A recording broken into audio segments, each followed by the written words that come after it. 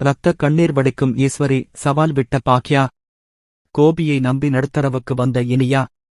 விஜய் டிவியில் ஒளிபரப்பாகி வருகின்ற பாக்கியலட்சுமி சீரியலில் இனியா ஆகாஷ் காதல் விஷயம் தெரிந்ததும் ஈஸ்வரி வானத்துக்கும் பூமிக்கும் குதித்து நம்மளுடைய பொண்ணு எப்படி அந்த வீட்டில் போய் இருக்க முடியும் என்று கோபியவும் தூண்டிவிட்டு இல்லாத பிரச்சனைகள் எல்லாம் செய்து ஆகாசையும் செல்வியையும் காயப்படுத்தினார்கள்.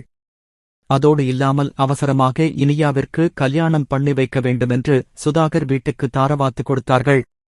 ஆனால் சுதாகர் பாக்யாவின் 2 ஹோட்டலை அபகரிக்க வேண்டும் என்பதற்காகத்தான் இனியாவை மருமகளாக கூட்டிட்டு வந்தார்.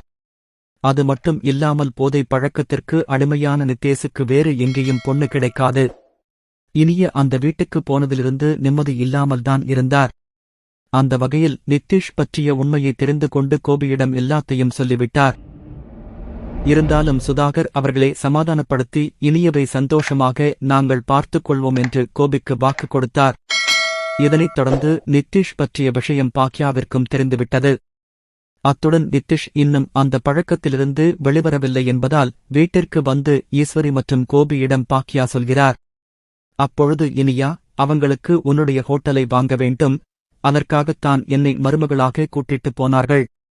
அந்த வீட்டில் இருப்பவர்கள் யாரும் நல்லவங்க கிடையாது என்று இனியா சொல்லிய நிலையில் பாக்யா, ஹோட்டலை கொடுத்த பொழுது அமைதியாக இருந்த மாதிரி இப்பொழுதும் இருக்க மாட்டேன். என்னுடைய மகளின் வாழ்க்கையில் விளையாடியிருக்கிறார்கள், நான் சும்மாவிட மாட்டேன் என்று சுதாகர் வீட்டுக்கு கோபமாக போகிறார். கூடவே கோபியும் போன நிலையில் சுதாகரிடம் நீங்கள் பண்ணிய அட்டூழியத்திற்கு பதில் சொல்லும் விதமாக நான் நிச்சயம் ஆக்ஷன் எடுப்பேன் என்று சவால் விடுகிறார்.